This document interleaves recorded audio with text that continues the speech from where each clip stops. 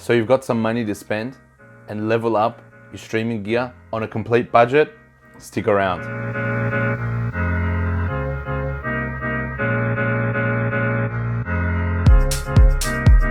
Hi, my name's Simon. I'm a content creator and a streamer looking to teach you some successful strategies to help you succeed in the online world. In this video, we're going to talk about your upgrade path and what you should be investing your money into to make sure not only your stream is absolutely tip top, but also making sure that viewers want to come back for the content you're creating. We're going to be following a very simple concept, AVL. This will be the basis of the rest of the video. Stick around to the end, which might actually boost your viewership without costing a cent. Step 1, audio. Audio is an integral part of every single stream. We have to think about audio touching one of your major senses, your ears. Your audio will enable people to hear you properly, get your message across. You have to think that there's a lot of people that are watching your stream that are lurking.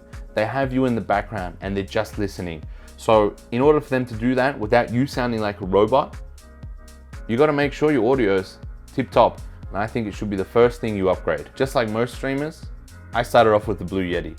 The Blue Yeti is an absolutely fabulous microphone. However, a little bit too sensitive. It's USB, very plug and play, easy to use. But after a while, when the stream started saying they could hear things in the background, it was just a little bit too sensitive for my needs. So I had to move up and go into an XLR microphone. However, you can still use your in-game mic, but make sure it's a good one. Don't go buying the popular branded ones, because sometimes their audio quality, not so good. I recommend using a Sennheiser headset because their microphones are best in class. The microphone I chose was the Rode PodMic, a broadcast quality microphone that uses XLR. However, you can't just use the PodMic by itself. You need to have an audio interface. It's absolutely important. I'm using the Scarlett 2i2 2nd Gen.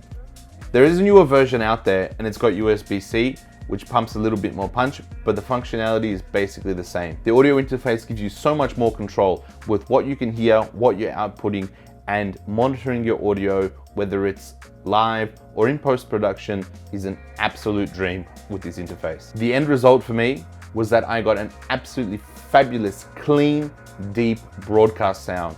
Exactly what I needed. The stream even said, hey, you sound better now. And that's what I wanted to achieve, and it worked. Now it's time for number 2, video. Once you're playing games, people can see your gameplay. They can hear your commentary. But you know what they're missing? A little bit of visuals.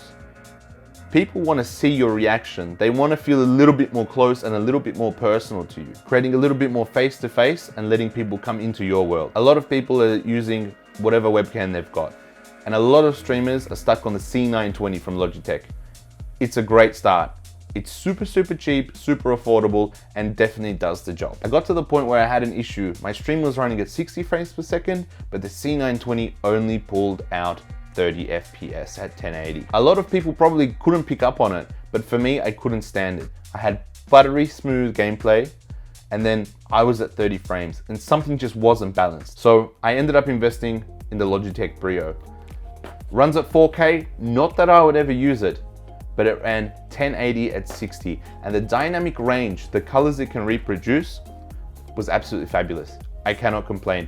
It is now my go-to webcam, and I will recommend it to absolutely anyone that asks for an upgrade. Logitech Brio, get on it. You can of course move to even higher up and more professional setups using a mirrorless camera. The most popular mirrorless camera is probably from the Sony line, but with that, you're looking at least $1,000, let alone lenses, and a capture card, and integrating it into your stream. It becomes very costly, but will give you that super clean look that you can see right now. Nice blurry background, really good colors, but it comes at a cost. I'm gonna take a second to show you guys what the stream looks like before and what it looks like now. Here we go. Before, you can see that the frame rates are a little bit lower, a little bit choppier, and I sounded a lot more metallic. In the newest rendition of my stream, it's buttery smooth. The frame rates in the game and the frame rates with me and the audio absolutely match. It's a great mix. Let's move to L, lighting. Your camera is only as good as how much light you give it to take in. The most budget option is going to your local hardware store or searching Amazon for a cheap light. any light is better than no light. In my instance, I first started off with one LED panel, but then I moved into two. It gives me a balanced light and I can control how strong it is and how intense it is on me. And of course, I'm using a green screen most of the time. It has to be sharp in order not to see any of the green shadows around your silhouette. The professionals use big softboxes. Now, these can get very expensive very fast. And of course, there is a space constraint. I'm trying to keep my setup functional as well as completely minimalist in order not to have too much clutter and too much stuff going on around me. Tip number 4 is invest in your overlays and your transitions. A lot of people will tell you, don't worry about that. There's plenty of free ones. Yes, there is, but you want to stand out. But standing out doesn't mean you have to spend a lot of money to go get a custom designer to make a custom overlay for you. You don't need that. What you want is a nice pack. Owned and Nerd or Die have so many packs for around about $20 maximum, which will give you the overlays, cams, all the splash screens, as well as all notifications.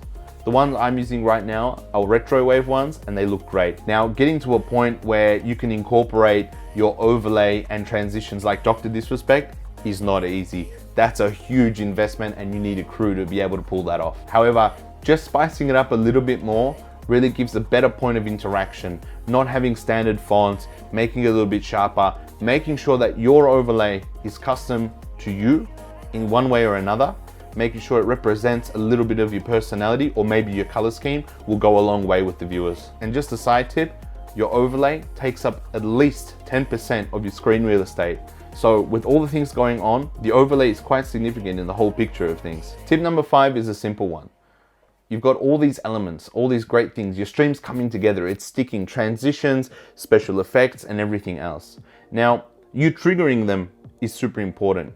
There's bots, the stream can do it. However, you should invest in a Stream Deck or a macro keyboard of some sort.